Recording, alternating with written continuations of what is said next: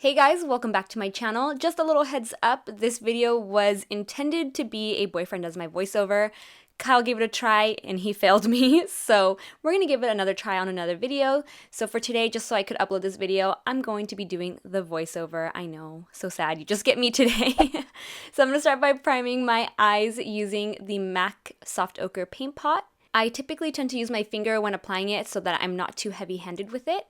And then for that beautiful red on the lid, I'm going to be using Swoon from the Kat Von D Too Faced collab palette. I'm just going to pack it onto the lid. I'm applying this eyeshadow first because the eyeshadow primer is still a little tacky and wet. So that way I get the most pigmentation from this eyeshadow, making it really pop.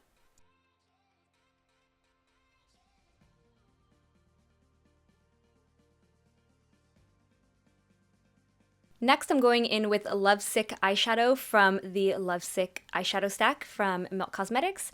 And I'm going to use this to add some dimension and deepen up this look. So I'm applying it to the crease, outer and inner corners of the eye and just really smoking it out.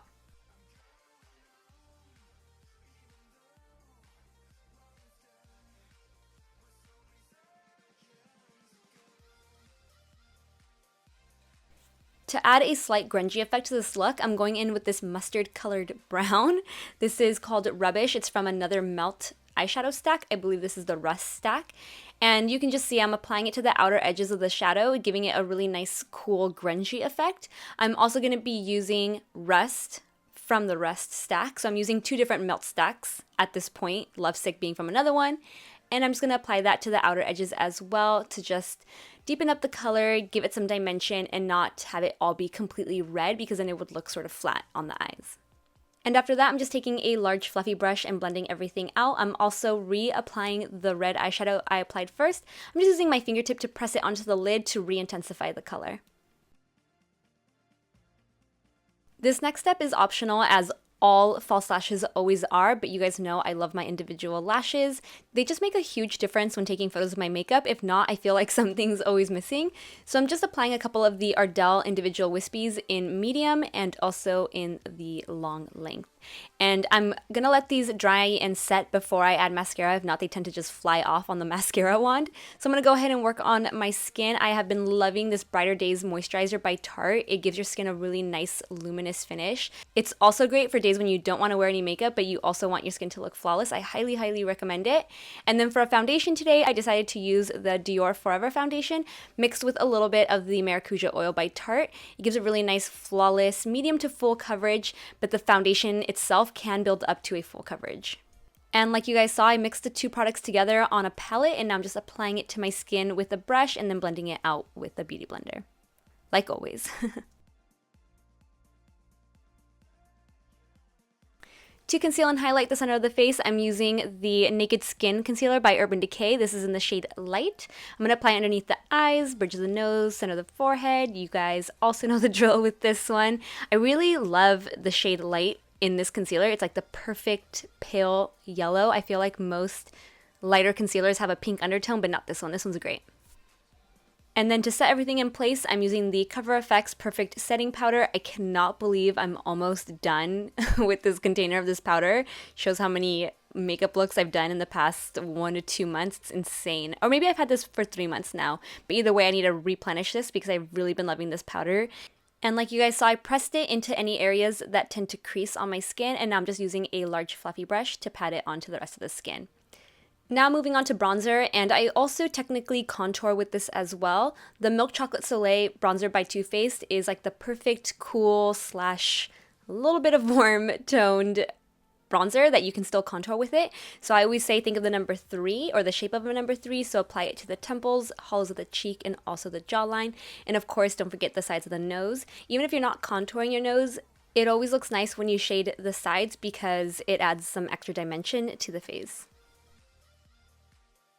For blush, I'm going to be using the Love Flush palette from Too Faced. I'm going in with Baby Love. I knew that I wanted to keep everything else pretty neutral, nothing with too strong of a red or peach undertone. So this was the most neutral blush from that palette. And I'm also going to do the same when I pick up the lip.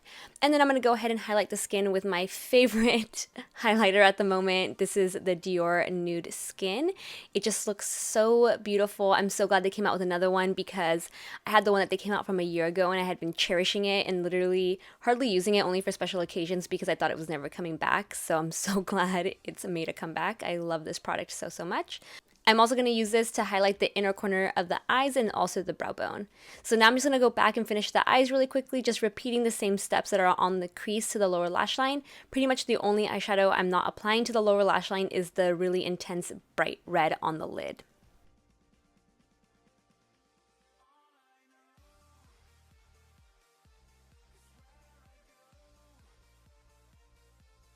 For the brows, I'm going to be using this Dior eyebrow pencil in Universal Brown. I'm pretty sure this is the one where, depending on how much pressure you apply and what angle you use the pencil, it goes on darker or lighter.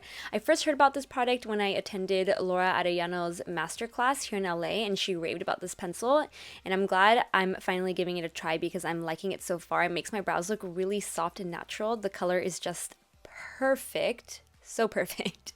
And I'm going to hold off on the brow gel till after I have set with a setting spray. So per the usual, I'm going to use my So Attractive headband to hide my hair so it doesn't frizz up from the setting spray.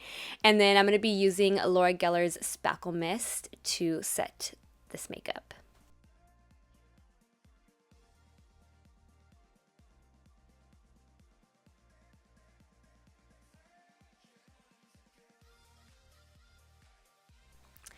And now I can go in with some clear brow gel and mascara. I usually do this after setting spray because I just feel like the setting spray tends to move around the gel and the mascara.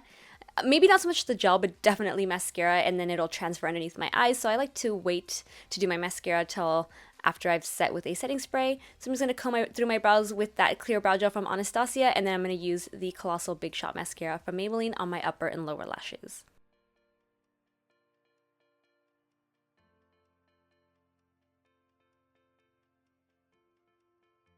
And because my lashes or my lower lashes are so long, I like to take a spoolie brush and just lift them so that they're not touching the skin underneath and transferring throughout the day. And then to complete the look, I'm going to apply a super nude lip. This is Sex Pot by Bare Minerals. It's part of their Gen Nude collection.